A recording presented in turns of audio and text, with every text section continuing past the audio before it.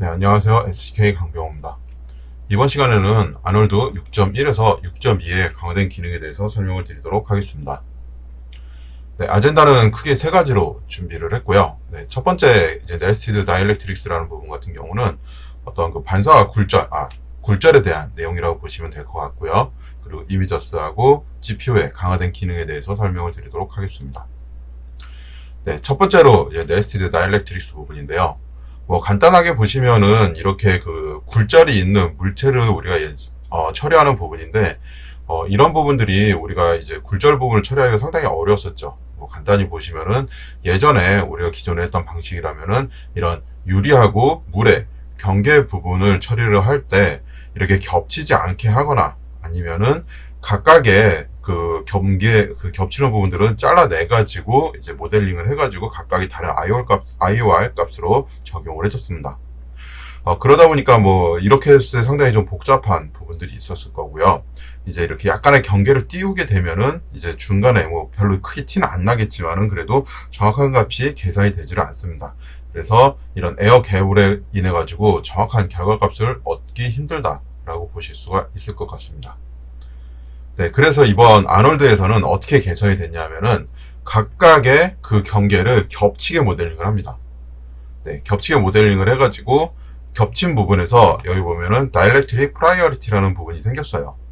네, 그래서 트랜스미션 부분에 여기 그 다이렉트릭 프라이어티 부분이 생겨가지고 각각의 그 수치를 정해주게 됩니다. 그래서 높은 숫자를 정해주면 높은 숫자에서 낮은 숫자를 우리가 분리해서 잘라내듯이 띄어내듯이 그렇게 이제 그 아놀드에서 처리를 해가지고 굴절을 계산한다고 보면 될 것 같습니다. 네, 그래서 유전체는 겹칠 수 있는 닫힌 부분으로 이렇게 겹칠 수 있게 모델링을 해준 다음에 우선순위를 여기서도 보시면 글라스가 제일 상이겠죠. 네, 글라스, 그 다음 워터가 낮을 거고요. 얼음은 물보다 이제 더 높게는 설정이 돼야 되잖아요. 그래서 이런 식으로 만들어주게 됩니다. 네, 그러면은 겹치는 부분을 자동적으로 이제 잘라내서 처리하는데 이렇게 불린 연산, 우리가 불린을 예전에 작업했던 그런 불린 연산하고 유사하게 계산해서 잘라주게 됩니다. 네, 그래서 밑에 부분도 동일하게 보시면 된다고 보시면 될 것 같습니다. 뭐 간단하게 이렇게 구로 예를 들어서 보시면은 우선은 그 우선순위가 동일하게 돼 있으면 이렇게 겹친 형태가 되는 거고요. 네, 한쪽이 블루가 높다고 보면은 블루를 기준으로 해가지고 옐로우를 잘라내는 거죠. 네, 옐로우 부분이 없어졌죠. 네, 똑같이 블루하고 옐로우에서 옐로우가 높다 그러면 블루는 없어지고 옐로우가 남아있는 걸 보실 수 있을 것 같습니다. 네, 그래서 이런 작업을 이제 우리가 할 수가 있는데, 네, 요거는 이제 제가 이제 이따가 뭐 데모로도 잠깐 보여드릴 부분이긴 한데요. 네, 원본이 이제 이렇게 돼 있습니다. 그럼 우리가 기존 방식으로 해가지고 어떤 공간을 지금 띄우지 않고 그냥 저는 우선은 겹친 상태에서 프라이어리티 값을 주질 않았어요. 그러다 보니까 이렇게 동일하게 지금 들어와서 계산이 된 거를 보실 수가 있고요. 네, 제가 유리를 3으로 주고 얼음을 2로 주고 이제 물은 주지는 않았습니다. 그러면 우선순위로 잘라지게 되겠죠. 네, 그래서 이런 결과물을 얻으실 수가 있습니다. 네. 그리고 이미저 부분입니다. 이미저 같은 경우는 우리가 렌더링 한 다음에 약간 후보적으로 할 수 있는 그런 부분이라고 보시면 될 것 같아요. 네, 지금 보시는 것 같이 이렇게 조명을 선택적으로 우리가 라이트를 켜거나 끄거나 해줄 수가 있다고 보시면 될 것 같아요. 그래서 어떤 후보적 작업 시간을 많이 단축을 할 수 있는 장점이 있다고 보시면 될 것 같습니다. 그래서 한번 렌더링을 건 다음에 필요에 따라서 조명을 켜거나 끄거나 아니면 조명의 색깔을 바꾸거나 아니면은 어떤 그 밝기를 조절할 수 있는 부분들이 다 후보정을 할 수 있다고 보실 수가 있을 것 같습니다. 네, 그 다음 블룸 효과인데요. 이거 같은 경우는 이제 빛이 약간 노출이 됐을 때 이렇게 좀 퍼지는, 아지라인 같이 퍼지는 이런 효과들을 우리가 후반에서 이제 렌더링이 끝난 다음에 조절해서 만들어줄 수 있는 장점이 있다고 보시면 될 것 같습니다. 그 외에도 다양하게 어떤 노출이나 아니면 색상 보정, 그리고 렌즈 효과, 그리고 화이트 밸런스, 전체적인 톤맥 같은 경우도 다 렌더링을 건 이후에 우리가 수정을 할 수 있는 그런 장점이 있다고 보시면 될 것 같습니다. 그래서 여러분들이 어떤 그 전체적인 분위기를 다 렌더링 건 다음에도 후보정을 통해 가지고 렌더링 더 걸지 않아도 만들어줄 수 있는 장점이 있다라고 보시면 될 것 같습니다. 이제 아놀드 GPU 부분인데요. 뭐 GPU 같은 경우는 예전부터 뭐 계속 이제 설명을 드리면서 상당히 높다. 아놀드에서는 되게 좋다는 얘기들을 많이 했기 때문에 이거는 뭐 데모보다는 뭐 GPU가 크게 우리가 어떤 옵션을 조절할 건 없잖아요. 한 번에 클릭을 통해 가지고 CPU랑 GPU로 오갈 수가 있기 때문에 어떤 속도의 그런 장점 아니면 퍼포먼스의 장점들을 좀 설명드리면은 뭐 여러분들이 사용했을 때 큰 문제가 없다고 보시면 될 것 같습니다. 네, 그래서 첫 번째 이제 좋아진 기능이라고 그러면은 이제 볼륨 부분, VDB 볼륨이 상당히 속도가 빨라졌다고 보시면 될 것 같아요. 이 부분 같은 경우는 이제 엔비디아사의 그 나노 VDB 라이브러리를 같이 사용을 하게 되어가지고, 네, 예전에 이렇게 병렬로 처리하던 거를 이렇게 약간 직렬과 같이 이렇게 순차로 쭉 처리할 수 있게끔 돼가지고 상당히 속도가 빨라졌다라고 보실 수 있을 것 같습니다. 그래서 전체적으로 메모리의 사용량은 6배 이상 줄어들고, 그리고 빈 공간을 스킵하면서 40% 정도 더 빠르게 렌더링을 하면서 속도가 올라간다 라고 보시면 될 것 같습니다. 또한 서브서페이스 스캐터링에서도 GPU를 사용해가지고 상당히 빠른 속도로 우리가 처리를 할 수가 있어가지고 최대 1.2배 정도의 빠른 속도로 우리가 서브서페이스 스캐터링을 처리를 할 수가 있게 되었고요. 네, 그리고 폴리건 메쉬 작업에서는 이제 비디오 메모리 양이 상당히 적어졌습니다. 네, 그리고 면이 세분화가 많은 그런 장면에서는 지오메트리의 약 33% 적은 GPU 메모리를 사용할 수 있게 되어가지고 여러분들이 어떤 작업을 했었을 때 비디오 메모리의 그 효율성이 상당히 높아졌다라고 보실 수가 있을 것 같습니다. 뭐 마지막으로 텍스처 로딩도 상당히 많이 이제 적게 사용을 할 수 있게끔 개선이 되어가지고 예전보다는 거의 5배 이상의 그 메모리 사용량이 많이 줄어들었다라고 보실 수가 있습니다. 네, 이상으로 제가 PT에 대한 부분은 완료를 하고요. 네, 그 다음 이제 데모를 통해 가지고 어떻게 향상이 되었는지를 직접 보여드릴 수 있도록 하겠습니다. 네, 이번에는 간단하게 이렇게 씬을 하나 구성을 했고요. 이제 얼음 부분은 네, 동일하게 지금 현재는 그냥 0으로 놓고요. 그리고 이제 위스키 네, 액체 부분도 0으로 놓고, 그리고 유리도 우선 0으로 놓고 한번 렌더링을 걸어 보도록 하겠습니다. 네, 아무래도 이제 렌더 타임이나 그런 그 렌더링 시간이 있기 때문에 좀 빨리 돌려가지고 결과를 좀 볼 수 있게끔 하고, 또 좀 시간이 오래 걸리니까 잠깐 중간중간은 좀 스킵하도록 하겠습니다. 네, 지금 이제 렌더링이 끝났고요. 현재 이제 겹치지 않은 그런 상황으로 작업을 한 렌더링 결과물입니다.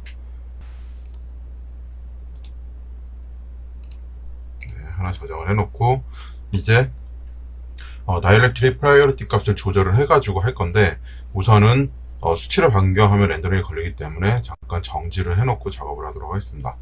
얼음 같은 경우는 제가 한 2 정도로 주게 되고요. 이제 유리는 한 3 정도로 주도록 하겠습니다. 그리고 뭐 물 같은 경우는 그냥 1로 해가지고 제일 낮게 작업을 해서 다시 렌더링을 걸어가지고 한번 보도록 하겠습니다.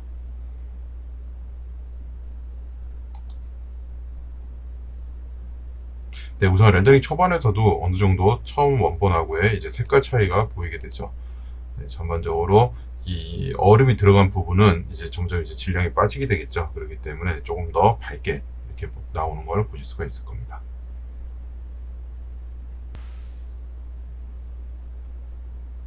네, 지금 보시는 것과 같이 어느 정도 그 굴절률에 대한 부분, 그리고 그 우선순위에 따라 가지고 이제 교집합되는 부분을 잘라내 가지고 겹치는 것보다는 좀 더 리얼하게 표현이 되는 걸 볼 수가 있을 겁니다. 이런 식으로 예전보다는 좀 더 예전보다는 좀 더 손쉽게 우리가 겹친 상황에서 이렇게 그 간단하게 우선순위만 정해주면, 다이렉트 프라이어티 값을 이용해서 우선순위만 정해주면은 이렇게 쉽게 결과물을 만들어낼 수 있게 되었습니다. 네, 라이트 믹서에 대해서 설명을 드리도록 하겠습니다. 라이트 믹서는 이렇게 여러 개의 라이트를 우리가 상황에 맞게 렌더링을 건 다음에 끄거나 키거나 아니면은 어떤 그 라이트의 색깔이라든지 아니면 인텐시티 값을 조절할 수 있는 그런 기능이라고 보시면 될 것 같습니다. 간단하게 보시면은 어트리뷰트 에디터에서 네, 이렇게 아놀드의 그 라이트를 선택하게 되면 비지빌리티 창에 여기 라이팅 그룹이라고 있습니다. 여기에다가 이름을 정해주시면 돼요. 정하지 않을 경우는 그냥 디폴트로 다 전체로 들어가게 되고, 우리가 상황에 맞게 이렇게 이름을 지정을 해주시면은 해당 라이트에 맞게 이렇게 그룹이 만들어져요. 그래서 걔를 조절해 주실 수가 있습니다. 우선 라이트 같은 경우는 아놀드에 있는 여기 라이트를 이용을 했을 때도 활용을 할 수가 있고요. 라이팅 그룹 같은 경우, 아니면 크레이트에 있는 기본 라이트 있죠. 네, 이 기본 라이트 같은 경우도 지금 보시면 제가 이거 기본 라이트 하나 만들어 놨거든요. 여기 보면 아놀드 탭에 보시면 쪽 밑에 네, 비지빌리티가 있습니다. 여기에 이름이 지금 디폴트로 되어 있는데 여기를 이름을 정해 주시면 해당 라이트도 사용할 수가 있습니다. 네, 라이팅 그룹으로 사용을 해 주실 수가 있다는 거죠. 네, 우선 라이트 이름을 정해줬으면은 여기 보면은 디스플레이 세팅 부분이 있어요. 네, 얘를 눌러주시면 이런 창이 나오게 되고요. 여기 포스트 부분에서 여기 라이트 믹서를 눌러주시면은 내가 지금 지정된 그 라이팅 그룹으로 만들어낸 그 라이트들이 이렇게 쭉 리스트업이 되게 됩니다. 네, 없을 경우는 그냥 안 나오게 되고요. 네, 이름 지정해 주실 경우 이렇게 나오게 됩니다. 네, 지금 렌더링이 걸리니까 잠깐 렌더링 좀 기다려 보도록 하는데요. 네, 여기에서도 보시면은 뭐 해당 라이트를 필요 없으면 지울 수도 있고요. 아니면 솔로로 얘 라이트만 볼 수 있게끔, 아니면 이 라이트만 끄거나 활성화를 시킬 수가 있습니다. 그리고 라이팅 그룹에 대한 이름이고요. 인텐시티 값을 조절해서 인텐시티 값을 조절할 수도 있습니다. 그리고 익스포저 값도 조절해 주실 수가 있고요. 그리고 틴트, 네, 틴트를 통해서 컬러도 바꿔줄 수도 있어요. 네, 그리고 얘를 눌러주게 되면 이제 속성을 만약에 바꿨을 때 다시 리프레시 하는 기능이고요. 만약에 라이팅 그룹에 포함이 안 돼 있거나 삭제됐을 경우 여기 라이팅 그룹이 다시 나오게 됩니다. 그래서 얘를 추가를 해서 OK를 눌러주시게 되면 다시 라이팅 그룹에 추가가 됩니다.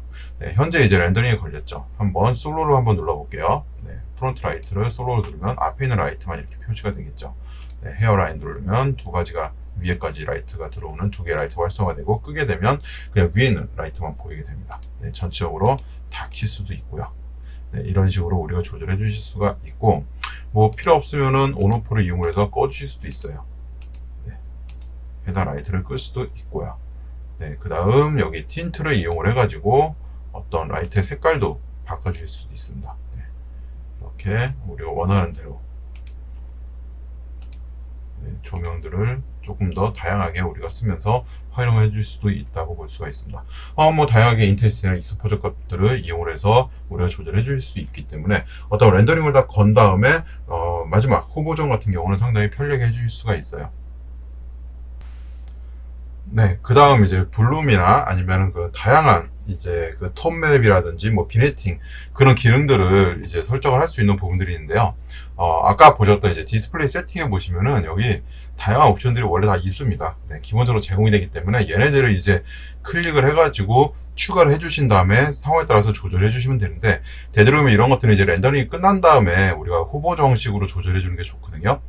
네, 그러다 보니까는 여기 우선은 IPR을 끄겠습니다. 네, 끈 상태에서 채널을 이렇게 하나씩 추가를 해주시면 돼요. 네, 이렇게 하나 추가를 하고 또 추가를 하게 되면은 원래는 계속 IPR이 켜져 있으면 추가할 때마다 계속 렌더링을 계속 프로그레시브 렌더링을 계속 걸게 되거든요. 그러니까 한 번에 이렇게 다 추가를 해주신 다음에 거시는 게 좋다는 거죠. 네, 렌즈 이펙트도 좀 넣고요. 네, 아까 라이트 믹서는 했으니까 넘어가고, 뭐 톤맵 아니면은 화이트 밸런스 이런 식으로 추가를 해주신 다음에 한번 렌더를 눌러주시면 그냥 한 번에 쭉 다 렌더링이 되면서 세팅이 됩니다. 지금 보시면 뭐 컬러 커렉터 같은 경우도 뭐 세츄레이션이나 뭐 컨트라스트 값들을 조절해 주실 수도 있고요. 네, 익스포저를 이용해서 전체적으로 익스포저 밝기를 조절을 또 해줄 수가 있고, 노출을 좀 조절해 주실 수가 있고, 뭐 비네팅 효과도 만들어 주실 수 있고요. 뭐 블룸 효과도 여기에서 조절을 해가지고 좀 더 밝게 만들어 줄 수도 있습니다. 그리고 전체 톤도 잡아줄 수 있고, 뭐 화이트 밸런스도 여기서 보면 다양한 모드가 있어요. 온도에 할 거냐 아니면 일루미나트를 이용해서 할 거냐, 그리고 뭐 이 커스텀으로 세팅을 해줄 거냐, 그런 식으로도 해주실 수가 있습니다. 한번 컬러 코렉터를 한번 보시면 이렇게 세츄레이션 값을 조절을 해주실 수도 있겠죠. 한번 렌더링을 걸게 되면 더 이상 여기서 뭐 채널을 추가하거나 어떤 큰 변화를 주지 않는 이상은 계속 이제 실시간으로 보면서 수정을 해주실 수가 있습니다. 네, 감마 값도 조절해 주실 수가 있고요. 네, 익스포저 값을 이용을 해서 좀 더 노출을 높여 주실 수도 있습니다. 그리고 렌즈 이펙트를 해서 비네팅 효과도 줄 수가 있어요. 네. 옆에 보면 이렇게 비네팅 효과도 자연스럽게 주실 수도 있고, 네. 여기서 스트레스 값을 이용을 하면은 이렇게 그 밝은 부분에 조금 더 밝게 이렇게 빛날 수 있게, 네, 블루밍 효과를 만들어 줄 수도 있습니다. 네. 그리고 전체적인 이제 톤을 잡아줄 수 있는 톤맵도 여기서 잡아줄 수가 있겠죠. 네, 이런 식으로 어떤 뭐 다른 영상 편집 툴에 넘어가지 않고도 여기에서 1차적으로 어느 정도의 느낌을 먼저 잡아낼 수가 있다는 거죠. 네, 보통은 이런 작업들이 완성된 다음에 이제 편집 툴로 들어가서 작업을 해주고 마음에 안 들면 다시 들어와서 또 마야에서 또 수정을 해주고 해야 되는데, 우선은 넘어가기 전에 여기에서 1단락 어느 정도는 해주실 수가 있게끔 다 제공이 된다고 보시면 될 것 같습니다. 네, 템퍼처를 이용을 해서 뭐 온도를 조절해 주실 수도 있고요. 네, 커스텀을 이용을 해서 픽을 해가지고, 네, 이런 식으로 우리가 잡아가지고 톤을 잡아줄 수도 있습니다. 화이트 밸런스를 맞춰주는 거죠. 네, 이런 식으로 우리가 원하는 부분에 선택을 해서 화이트 밸런스를 만들어줄 수가 있습니다. 네, 이런 식으로 전체적으로 이제 후보정 작업들을 이제 마야 안에서 어떤 편집 툴에 넘어가기 전에 해줄 수 있는 그런 장점이 있다는 거를 여러분들이 참고를 해주셔가지고 활용해 주시면 상당히 좋을 거로 보입니다. 네, 이상으로 아놀드 6.1과 6.2의 새로운 기능에 대한 설명을 마치도록 하겠습니다.